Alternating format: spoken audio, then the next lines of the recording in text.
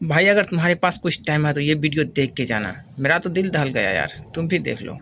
बच्चे को जन्म देते हुए माँ का इंतकाल हो जाता है, लेकिन शौहर को उसकी बीवी की नसीहत याद होती है कि इस बच्चे का ख्याल रखने। देखते ही देखते बच्चा वो 3 साल का हो जाता है। 3 साल बाद उसका बाप फिर दूसरी शादी कर लेता है एक शादीशुदा औरत से, जिसके पहले से 3 बच्चे होते हैं। अच्छा, वो सौतेली माँ होती है जालिम, वो उस यतीम बच्चे पे बहुत जुल्म करती है।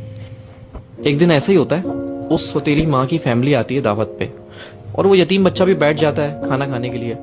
तो वो यतीम बच्चा चावल गिरा देता है, तो उसकी सौतेली माँ उसको उठाती है, उसको 2 थप्पड़ मारती है, और फिर उसकी चावल की प्लेट के साथ उसको बालकनी में बिठा देती है, सर्दियों की रातों में शीशा बंद करके, अपने बच्चों से हटा के। अब शौहर ऑफिस से आता है तो कहती है कि आप बैठे, मैं आपको खाना लगा देती हूँ। तो शौहर कहता है, भाई वो मेरे बच्चे, हमारे बच्चे कैसे हैं? वो कहती है, वो बच्चे सो गए। तो शौहर भी सो जाता है। जब शौहर सो जाता है तो उसकी बीवी ख्वाब में आती है और कहती है कि मेरे बच्चे का ख्याल रखो। वो अचानक उड़ जाता है और सौतेली माँ से पूछता है कि वो बच्चा कहाँ है मेरा?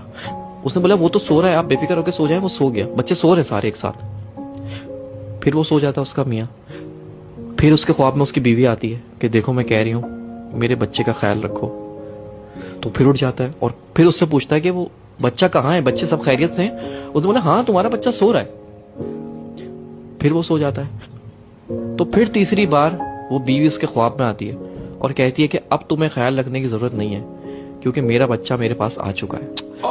वो घबरा के उठता है और सौतेली माँ से पूछता है कि बच्चा कहाँ है मेरा? जाके देखता है कमरे में, तो वो तीनों बच्चे सो रहे होते हैं, लेकिन वो बच्चा नहीं होता जो उसका सगा है। वो उसको पर याद आता है उसकी माँ को कि मैंने तो उसको बालकनी में बंद कर दिया था बाहर। हाँ।